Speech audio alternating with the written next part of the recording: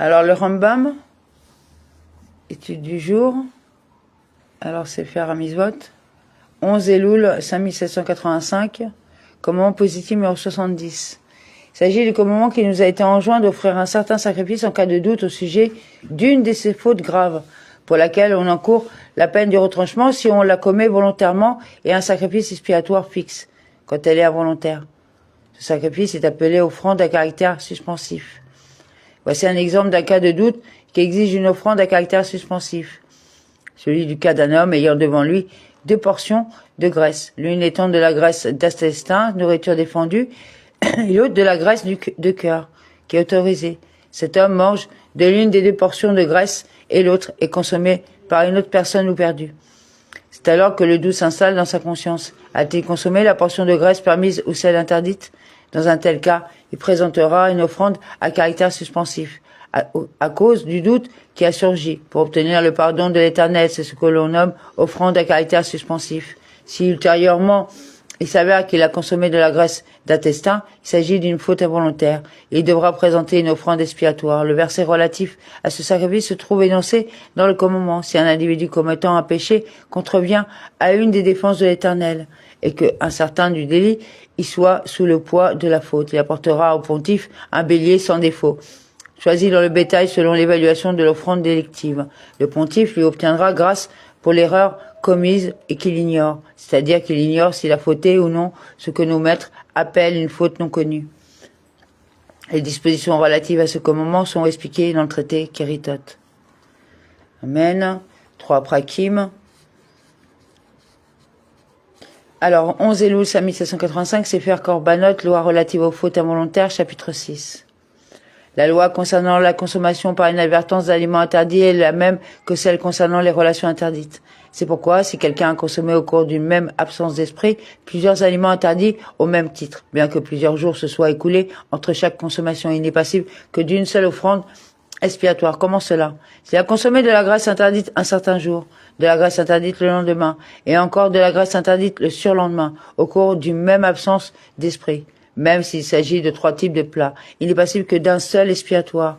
En revanche, s'il a mangé le volume d'une olive de graisse interdite, et qu'il a pris conscience de sa transgression, et qu'il a de nouveau mangé le volume d'une olive par inadvertance et a pris conscience de sa transgression, il est passible d'un expiatoire pour chaque consommation, car la prise de conscience de la faute, entre-temps, fait séparation entre les différentes transgressions par inadvertance. S'il a consommé la moitié du volume d'une olive de graisse interdite, et qu'il a de nouveau consommé la moitié du volume d'une olive de graisse interdite au cours d'une même absence d'esprit, même s'il s'agit de 2 types de plats et qu'il a marqué une interruption entre la consommation des 2 demi-mesures, elle se cumule et devra apporter un expiatoire.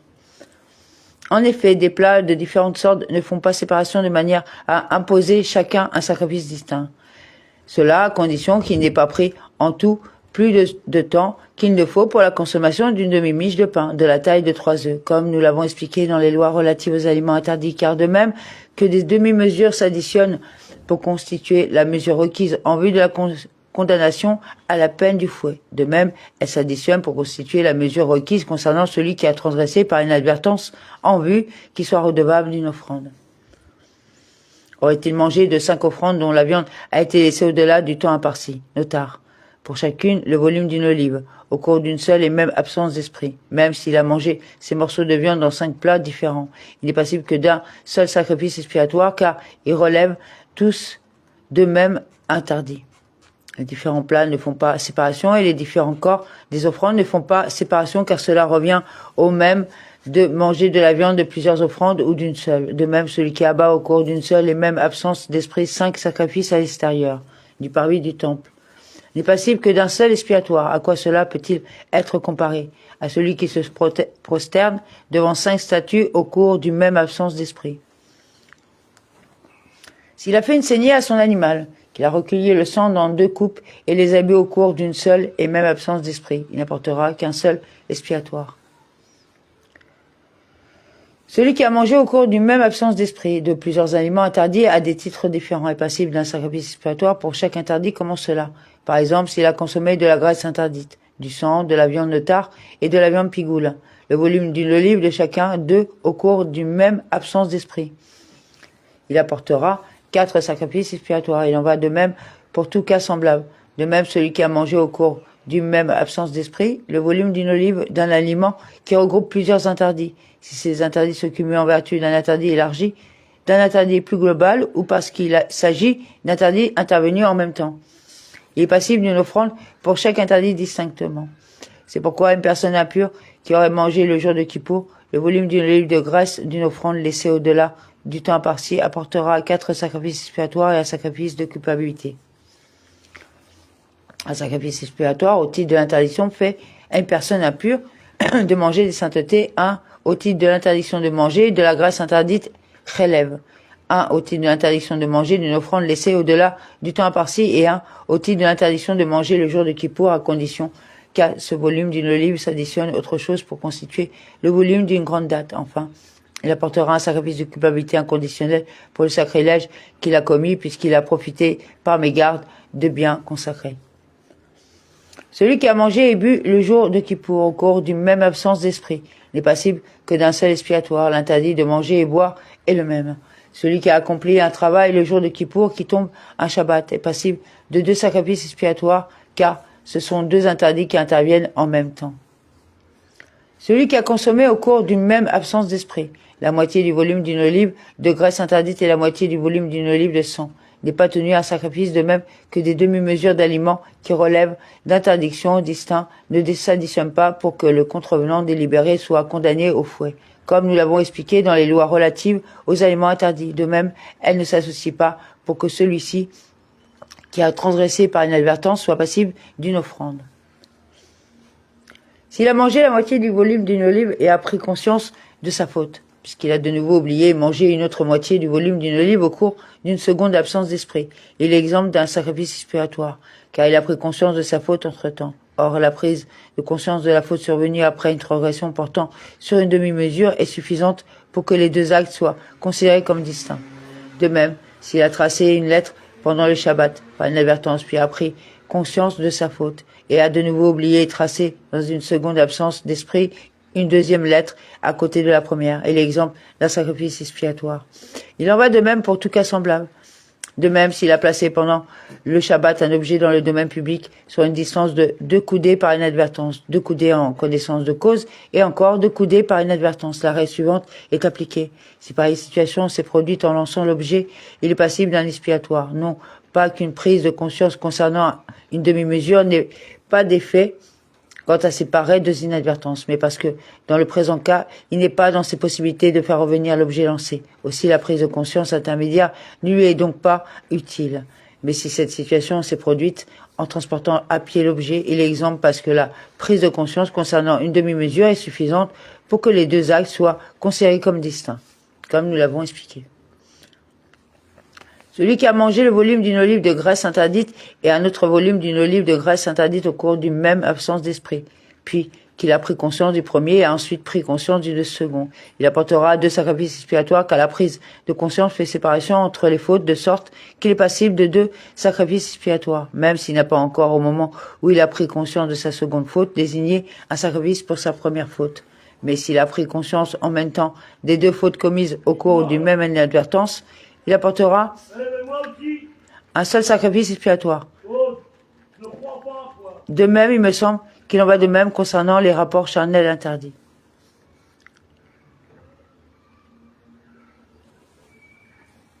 Qu'est-ce qu'il y a, Pascal? Qu'est-ce qu'il y a? Non. C'est à manger le volume d'une olive et demi au cours d'un même oubli, puisqu'il a pris conscience concernant le volume d'une olive, mais non concernant la moitié suivante, et qu'il a ensuite de nouveau mangé la moitié du volume d'une olive au cours de la même absence d'esprit que pour l'autre moitié du volume d'une olive qu'il avait consommé initialement, et dont il n'a toujours pas pris conscience. Il n'est passible que d'un seul sacrifice expiatoire. En effet, la dernière moitié du volume d'une olive ne s'associe pas à la première, bien qu'il s'agisse d'une même absence d'esprit, parce qu'il a pris conscience d'une partie de la première absence d'esprit. Quelqu'un a mangé 2 volumes d'une olive de graisse interdite au cours d'un même oubli, et a pris conscience de l'un d'eux. Il a de nouveau mangé un autre volume d'une olive au cours du même oubli que pour le second. Volume d'une olive qu'il avait mangé initialement et dont il n'a toujours pas pris conscience et a ensuite apporté un expiatoire pour le premier volume d'une olive dont il a pris conscience, alors qu'il n'est toujours pas conscient du second et du troisième. En pareil cas, le premier et le second lui sont expiés. Mais le troisième ne lui est pas expié. Plutôt, quand il prendra conscience de ce dernier, il devra apporter un autre expiatoire. Aurait-il apporté un expiatoire pour le troisième et le second lui sont expiés, parce qu'ils ont été consommés au cours d'un même oubli. Mais le premier ne lui est pas expié par cet expiatoire. Aurait-il apporté un sacrifice expiatoire pour le second, les trois lui sont expiés, parce que le premier et le troisième ont été consommés dans le même oubli que le second. Ainsi, lorsqu'il prendra conscience concernant le premier et le troisième, il n'aura pas besoin d'apporter un autre expiatoire. J'ai senti l'odeur, là, jusque-là. L'odeur de chichon. Oh non, mais c'est... Boulette qui sort avec son mange, machin, ça peut le chier de partout ici. Dans les escaliers, dans le hall, dans la rue, sur ton balcon, dans la chambre à coucher, H24. Ouais, c'est-à-dire qu'on met des gens, on va dire, corrects, c'est-à-dire qu'on nous a imposé de nous mettre là. On n'a pas eu le choix.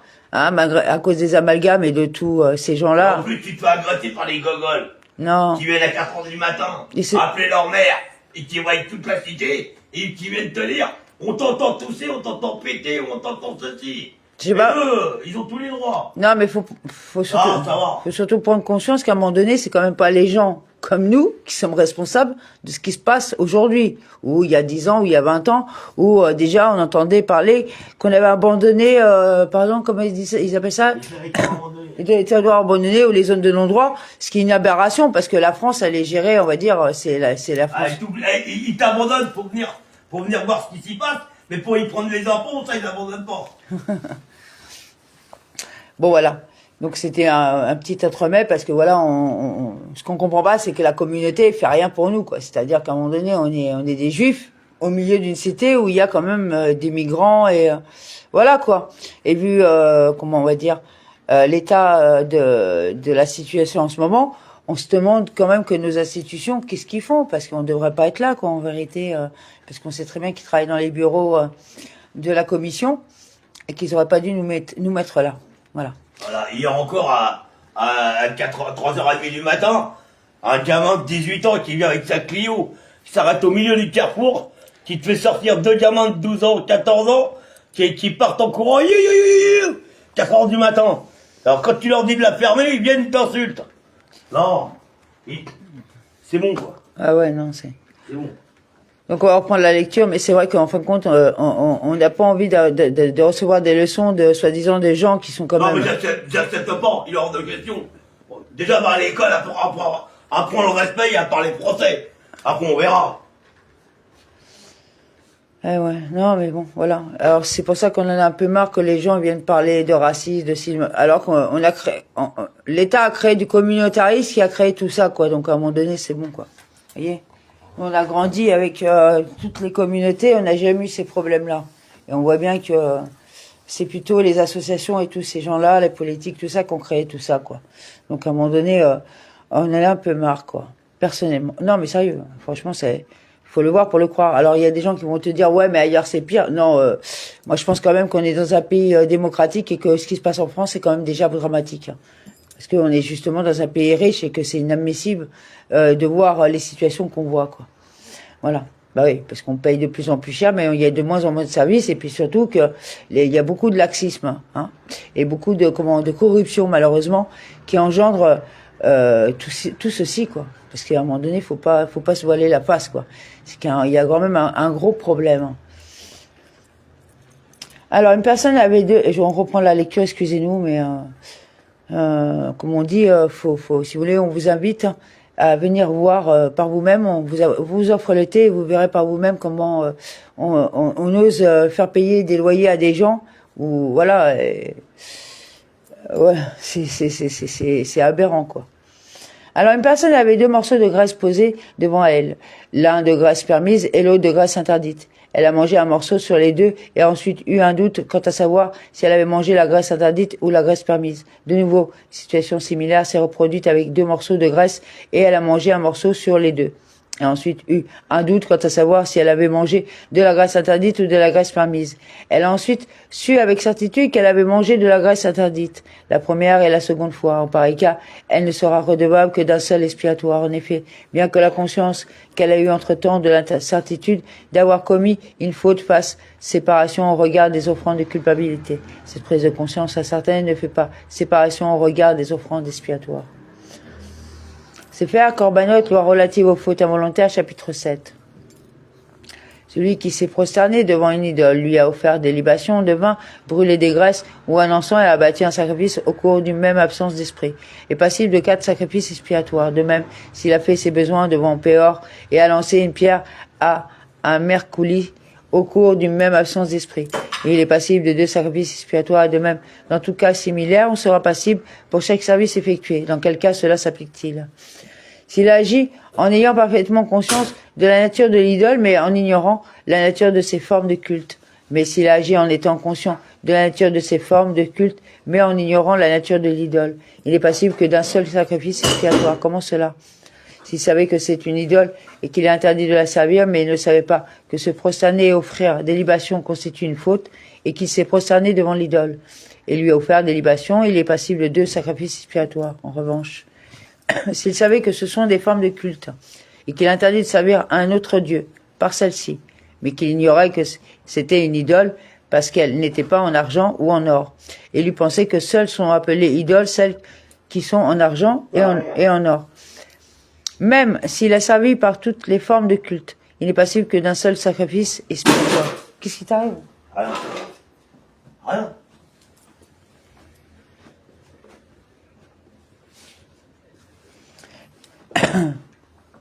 Les sages ont énoncé une règle majeure concernant le Shabbat. Quiconque a oublié le principe du Shabbat, c'est-à-dire soit qu'il a oublié le Shabbat et prescrit au peuple juif, soit il ne l'a jamais su parce qu'il a été capturé parmi les gentils quand il était un enfant, ou parce qu'il a été converti au judaïsme quand il était enfant et a vécu au milieu des gentils. Ignorant tout de Shabbat, bien qu'il ait fait de nombreux travaux durant de nombreux Shabbats, il est passible que d'un seul expiatoire, car tout est considéré comme une seule et même inadvertance. De même, il est passible d'un seul expiatoire pour toutes les fois où il a mangé de la graisse interdite et d'un seul expiatoire pour toutes les fois où il a consommé du sang.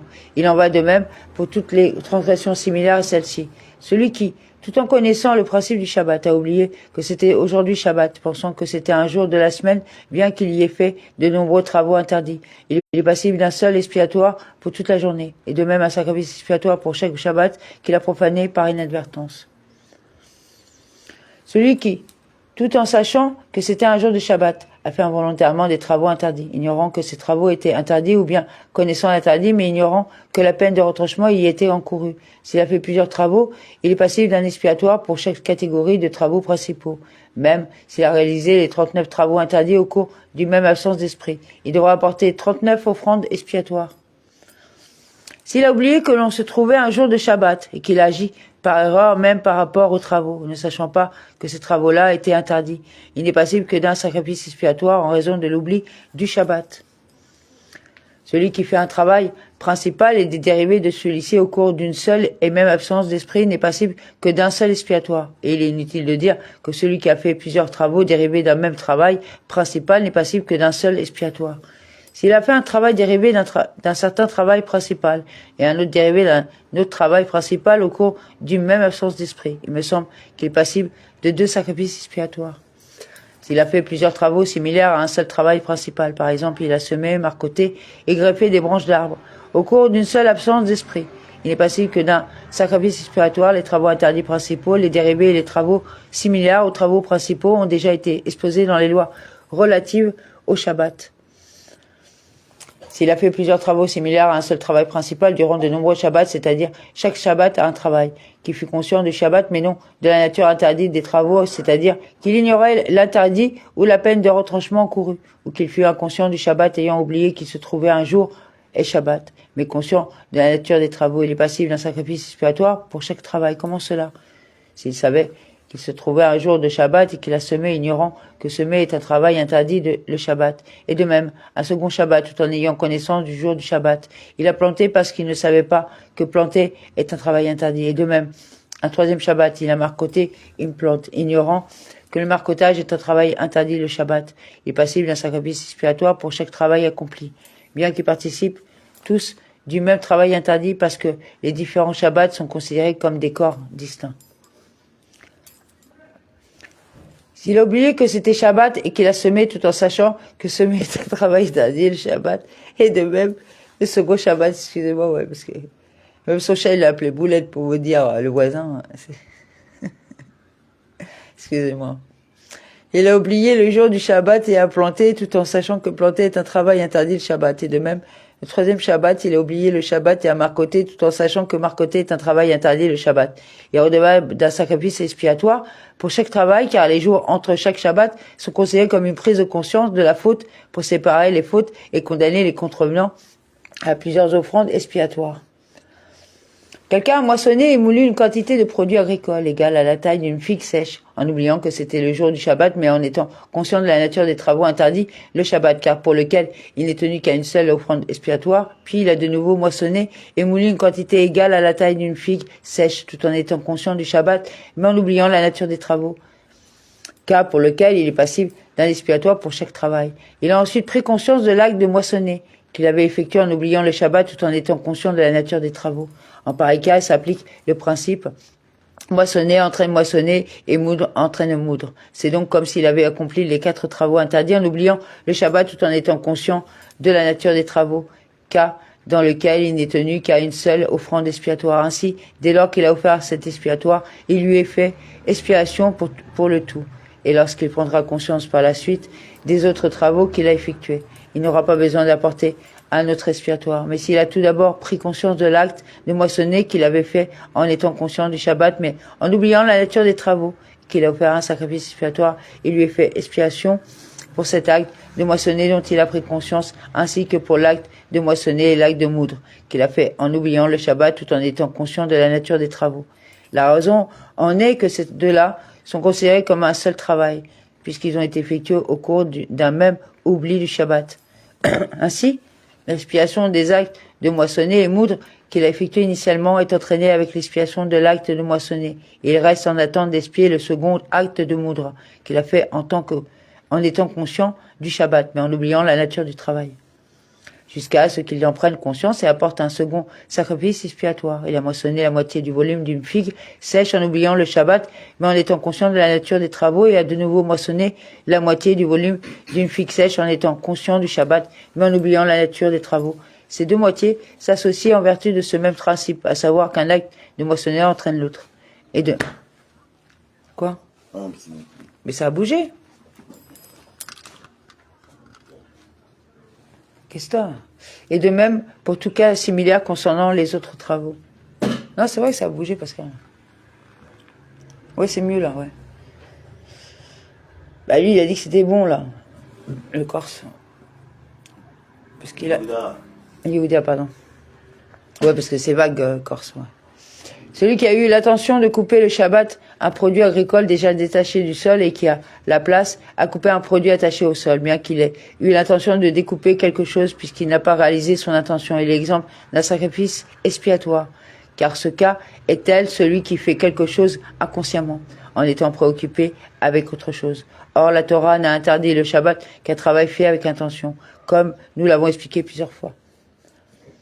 Celui qui a ramassé à la pelle des braises durant le Shabbat, éteignant celle du haut de la pile et enflammant celle du bas. S'il a eu l'intention d'éteindre et d'allumer, il est passible de 2 offrandes expiatoires. S'il a ramassé des braises en vue de se réchauffer avec celles-ci et qu'elles se sont enflammées d'elles-mêmes, il est passible de 2 offrandes expiatoires car on est coupable même pour un travail dont on n'a pas besoin en tant que tel, comme nous l'avons expliqué dans les lois relatives au Shabbat, et de même que l'on est passible de retranchement dans le cas d'un tel travail lorsqu'on a agi de manière délibérée. De même est-on passible d'une offrande expiatoire en cas d'inadvertance. C'est faire Korbanot, loi relative aux fautes involontaires, chapitre 8. Pour toute faute passible d'une offrande expiatoire de nature fixe, en cas de transgression par inadvertance, on est redevable d'une offrande de culpabilité en cas d'incertitude, Qu'est-ce qu'une situation d'incertitude? Si quelqu'un a un doute quant à savoir s'il a par inadvertance commis ou non une certaine faute, il lui est prescrit d'apporter un sacrifice de culpabilité ainsi qu'il est dit, et qu'un certain du délit, il est sous le poids d'une faute. Il apportera un bélier sans défaut, choisi dans le bétail, selon l'évaluation pour l'offrande de culpabilité. C'est ce qu'on appelle le sacrifice de culpabilité suspensif, parce qu'il fait expiation pour le doute et suspend la faute de l'intéressé jusqu'à ce qu'il soit certain de sa faute involontaire et qu'il offre son expiatoire. L'intéressé n'est redevable d'une offrande de culpabilité incertaine que si l'interdit est établi. Comment cela? S'il a mangé de la graisse interdite, mais il y a doute quant à savoir s'il y avait le volume d'une olive au moins. Il avait devant lui un morceau de graisse interdite et un morceau de graisse permise, et a mangé l'un d'eux, mais ne sait pas lequel. Sa femme et sa sœur se trouvaient avec lui à la maison, et il a eu des rapports avec l'une d'elles, mais ne sait pas avec qui. Le Shabbat et un jour de semaine se sont pressentés, il a accompli des travaux durant l'un des 2 jours, mais ne sait pas lequel. Il a accompli un travail le Shabbat, mais ne sait pas à quelle catégorie de travaux interdits il appartient. Dans tous ces cas, l'intéressé apportera un sacrifice de culpabilité incertaine. Il en va de même pour tout cas semblable. En revanche, s'il avait devant lui un seul morceau dont on ne savait pas si c'était de la graisse interdite ou de la graisse permise, et qu'il a mangé, il est exempt car il n'y a pas d'interdit établi. De même, quiconque a mangé de la graisse relève d'un animal dont il y a doute s'il doit être considéré comme domestique ou sauvage est exempt d'une offrande de culpabilité incertaine car il n'y a pas d'interdit établi. De même, si un homme a eu des rapports avec une femme peut-être nida ou des rapports avec une femme qui lui est peut-être interdite à titre d'herba pour cause de parenté, il est exempt d'une offrande de culpabilité incertaine. C'est pourquoi, dans le cas d'une femme qui a trouvé du sang sur son tissu d'examen quelque temps après avoir eu des rapports, c'est-à-dire qu'elle a eu attendu après les rapports le temps de mettre la main sur l'oreiller et de prendre un tissu pour l'examiner. Et de même, dans le cas de celui qui a épousé sa belle-sœur, veuve Yevama, durant les 3 mois suivant le décès de son frère. Et elle a mis au monde un enfant dont on ne sait pas s'il est l'enfant du premier-né à 9 mois de grossesse ou l'enfant du second-né à 7 mois. L'homme et la femme sont exempts d'un sacrifice. Il en va de même pour tout cas semblable parce qu'il n'y a pas d'interdit établi. Quelqu'un a mangé un morceau de graisse. Un témoin unique lui dit « Ce que tu as mangé était de la graisse interdite, relève ». Et un autre témoin unique lui dit « Tu n'as pas mangé de la graisse interdite ». Ou bien une femme dit « Il a mangé de la graisse interdite ». Et une autre femme dit « Il n'a pas mangé de la graisse interdite ». Dans pareille situation, étant donné que l'interdiction a été établie et que lui-même ignore s'il a fauté ou non, il doit apporter un sacrifice de culpabilité incertaine. De même, si un homme a eu des rapports avec une femme mariée dans une situation où un témoin unique déclare son mari est mort, et un autre témoin unique déclare il n'est pas mort, et il doit apporter une offrande de culpabilité incertaine. Il en va de même s'il a eu des rapports avec une femme mariée dont la validité de divorce est douteuse, parce que l'interdiction a été établie. En revanche, dans le cas d'une femme qui a établi des liens matrimoniaux, Kiddushin, dont la validité est douteuse, l'interdiction n'a pas été établie. Quelqu'un avait devant lui 2 morceaux, l'un de graisse interdite et l'autre de graisse permise, et il a mangé l'un d'eux, et un gentil ou un chien est venu et a mangé le second ou bien. 2. C'est le gentil ou le chien qui a mangé le premier et lui a mangé le second ou bien. 3. Lui a mangé le premier délibérément et le second par inadvertance ou bien. 4. Il a mangé le premier par inadvertance et le second délibérément. Dans chacun de ces 4 cas, le juif est redevable d'une offrande de culpabilité incertaine car il y avait un interdit établi. S'il a mangé les 2 délibérément, il est exempt d'une offrande. S'il a mangé les 2 par inadvertance, il doit apporter un sacrifice expiatoire. S'il a mangé le premier par inadvertance et qu'un autre juif est venu et a mangé le second par inadvertance, tous 2 sont tenus à une offrande de culpabilité incertaine. Il en va de même pour tout cas similaire.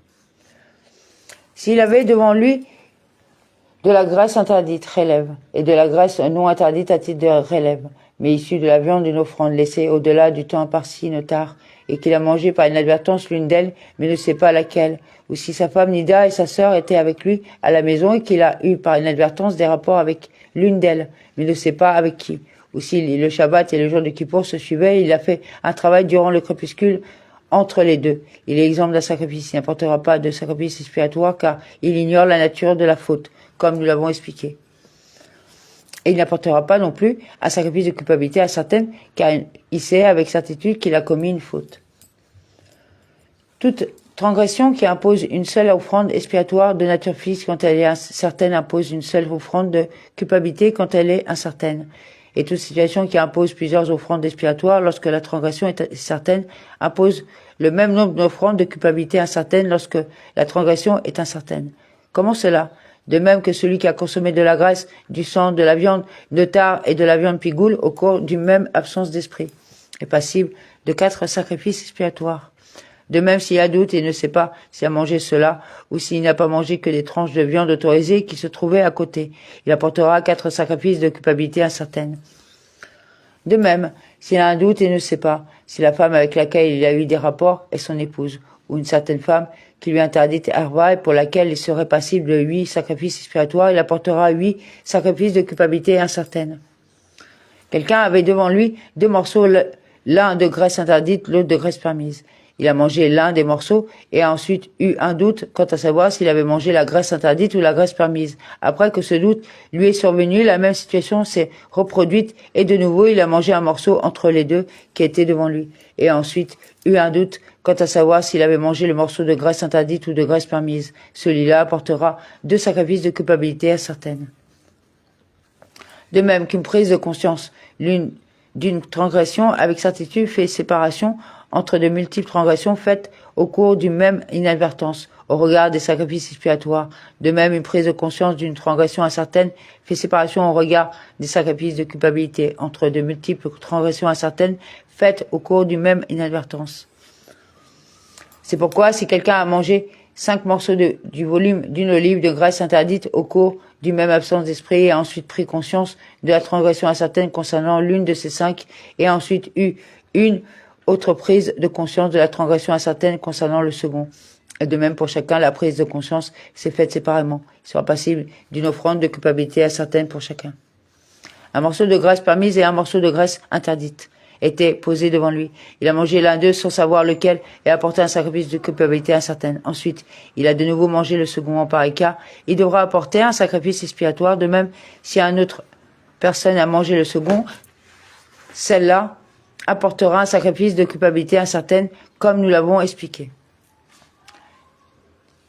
Il demande qu'est-ce que t'as, le Corse. Dis-moi, Yehuda.